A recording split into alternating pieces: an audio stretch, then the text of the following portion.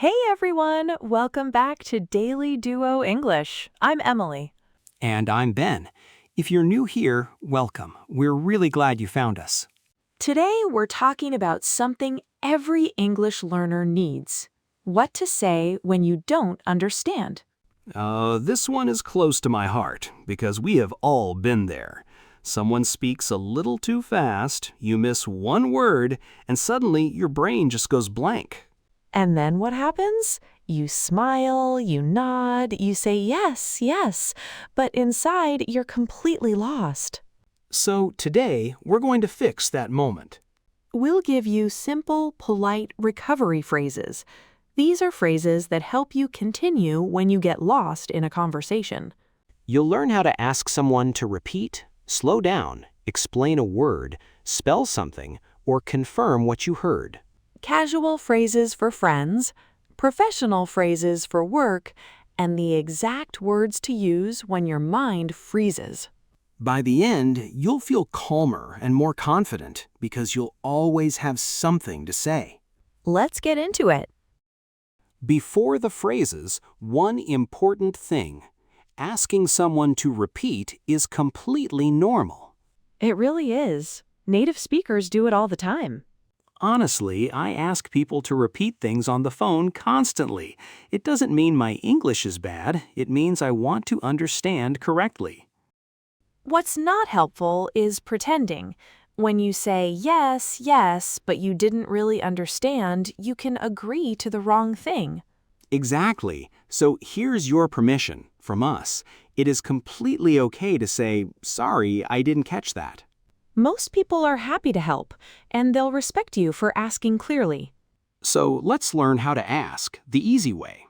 A good recovery phrase usually has 3 parts. First, start softly. You can say, sorry, excuse me, or just use a gentle tone. Then say what happened. For example, I didn't catch that, or I missed the last part. And then ask for the exact help you need.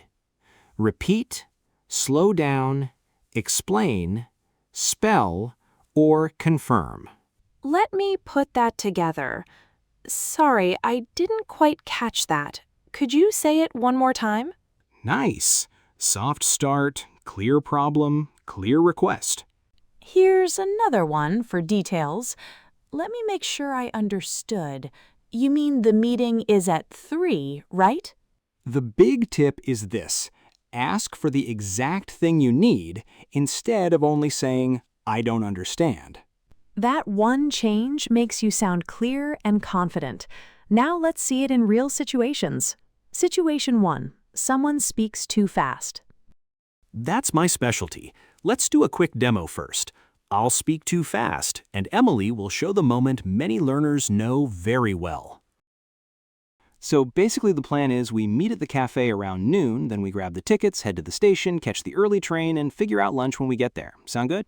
Yeah. Sounds good. Let's pause there. Emily, if that were a real conversation, did you actually understand the plan? Honestly, almost none of it. And that is the freeze moment. The old me would just smile and say yes, but now I know how to stop the conversation politely. Good. Let's reset and try it again. So basically the plan is we meet at the cafe around noon, then we grab the tickets. Sorry, could I stop you there? Could you speak a little slower, please? Oh, of course. So we meet at the cafe around noon, then we get the tickets. Got it. That's much easier. See what she did? She didn't panic. She used a calm voice and a soft start. And the magic words were a little slower, not talk slower, which can sound like an order. Could you speak a little slower, please? You can also say, could you say that more slowly? All neutral, all polite. Use them with a friend, a coworker, or a stranger. Situation 2. You heard the beginning, but you missed the end. This happens so often. Your brain understands the first part, then one word trips you and you lose the rest. So, in this situation, don't ask for the whole sentence again. Ask for the exact part you missed. Here's how that sounds. So the report is finished, and I just need you to send it to Mark Thompson by Friday morning. Okay, I got the first part, but not the second part. Could you repeat who I should send it to? Sure. Send it to Mark Thompson by Friday morning. Perfect. Thank you. This is a great move. Instead of asking him to repeat everything, she only asked for the part she missed. Right. You can say, "Sorry, I missed the last part." Or, could you repeat the last part, please? And if you missed a short piece of information, you can also say, "Sorry, I missed that. Could you say it again?" That one is simple, natural, and useful in almost any conversation. It saves time and it shows you were really listening. You keep the part you understood and you just fill in the gap. Situation 3. You understand the sentence, but there is one word you don't know. You don't need to panic about that one word. You can ask about it and keep going. Let's hear this in a casual conversation. Emily will ask me about my weekend, and she'll stop me when she hears one word she doesn't know. Then tell me about your weekend. Oh, it was great. We went hiking, and the view from the top was absolutely breathtaking. Wait, sorry. What do you mean by breathtaking? Ah, good question. Breathtaking means something is so beautiful it almost stops your breath, like an amazing view. Oh, lovely. Now I understand. Notice she asked about the exact word, not "I don't understand," just "What do you mean by breathtaking?" You can also say, "Sorry, what does that word mean?" Or "I'm not familiar with that word." One missing word is not a problem. You just ask and you keep going. Situation 4. You understand all the words, but the meaning is still confusing. This usually happens with idioms or casual expressions. Every word is simple, but together they mean something different. Let me try one. Emily, don't worry about the presentation. Just break a leg. Break a leg? I understood the words, but that sounds painful. Right? That's the perfect example. So if I hear something like that, I can ask for a different explanation. Sorry, I'm not sure I followed. Could you explain that another way? Of course. Break a leg just means good luck. We say it before a performance. Oh, that's a relief. When the words are clear, but the meaning isn't, asking for another explanation is perfect. You can also say, "Could you give me an example?" And it's okay to say, "I'm a little lost."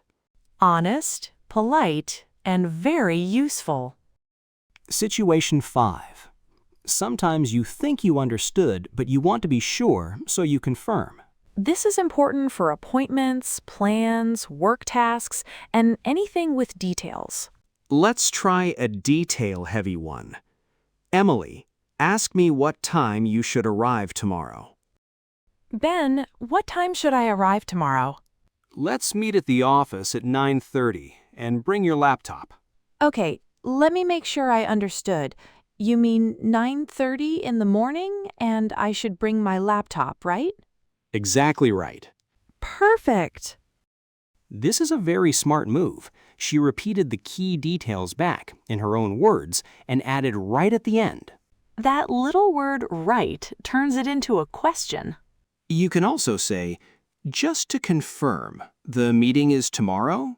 Confirming protects you. If you misheard, the other person can fix it right away. And it sounds careful and professional, never weak. People trust someone who double-checks important details.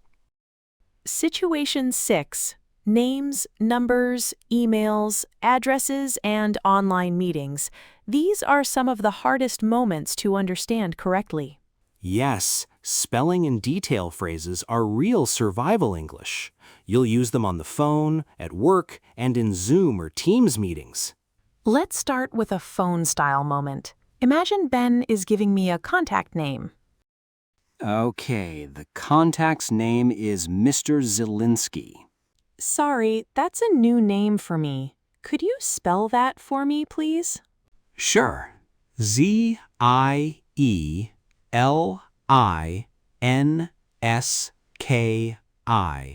Let me check. Is that Z as in zebra? Yes, exactly. Z as in zebra. Got it. Notice the trick at the end. Is that Z as in zebra? That removes confusion between letters that sound similar. For numbers, you can say, could you repeat the number, please? And it helps to repeat it back in small groups, so that's 555, 1, 2, 3, 4. Slow, in groups, and confirmed. That's how you avoid writing down the wrong number. Now let's add a very modern problem, online meetings. Oh, yes. Sometimes the person is speaking clearly, but the internet is not helping. Exactly. If the sound cuts out, don't blame yourself, say this. Sorry, your audio cut out for a second. Could you repeat that? Perfect. You can also say, sorry, I lost you for a second. That means you didn't hear part of what they said, maybe because of the connection. Simple, natural, and very useful for Zoom, Teams, or phone calls. Now, one thing that really matters, the same idea can sound casual or professional depending on your words. With friends, you can be relaxed. You might say, wait, what? Or, sorry, I lost you for a second. Those are warm and friendly with people you know well. But at work or with a stranger, wait, what? Can sound a little too casual. So at work, you soften it. You can say, I'm sorry, could you clarify that? Or, I want to make sure I understand correctly. Same goal, just more polished. Think about the situation and choose the right level. And remember, tone matters too. A calm voice changes everything. A short phrase, a calm tone, then you listen. That's all it takes. Okay, let's put it all together in one real conversation. Ben's going to tell me about a weekend plan, and I'll use several recovery phrases naturally. Listen for how the conversation keeps moving. So Saturday, we're doing a small get-together at my place, kind of a potluck. Everyone brings something. And my friend Mateo is bringing his famous chili. Oh, fun. Wait, sorry, what do you mean by potluck? A potluck is when everyone brings one dish to share. So there's lots of food and no one has to cook everything. Love that. Okay, and what time? Come around 6, but the food starts at 7. Let me confirm. So I arrive at 6 and food is at 7, right? Exactly. And your friend's name? The one with the chili? Mateo. Could you spell that for me? Sure. Mateo. M as in Mary? Yes, M as in Mary. Perfect. So Saturday, 6 o'clock, a potluck, and I'll bring something to share. I think I've got it. Beautiful. Did you hear everything she used? She asked what a word meant, she confirmed the time, and she got the spelling. And I never pretended. That's the whole point. You stay in the conversation calmly the whole way through. Before we go, let's do a quick recap by function. To ask someone to repeat, say, sorry, could you say that again? To slow someone down, say, could you speak a little slower, please? To say you missed something, say, sorry, I missed that. Could you say it again? To ask about a word, say, what do you mean by that word? To explain the meaning another way, say, could you explain that another way? To confirm details, say, let me make sure I understood. You mean, right? And at work, say, I'm sorry, could you clarify that? Keep 2 or 3 of these phrases ready before your next call, meeting, or conversation. You don't need to understand every single word. You just need to know how to recover and keep going. Now, we'd love to hear from you. In the comments, write one recovery phrase you're going to use this week, or tell us which situation is hardest for you. Fast speech, unknown words, phone calls, online meetings, or work conversations, let us know. If this helped, subscribe and turn on notifications so you never miss an episode. Thank you so much for practicing with us today. Remember, asking for help is not weakness. It's what confident speakers do. We're your daily duo. And your English-speaking buddies. See you next time.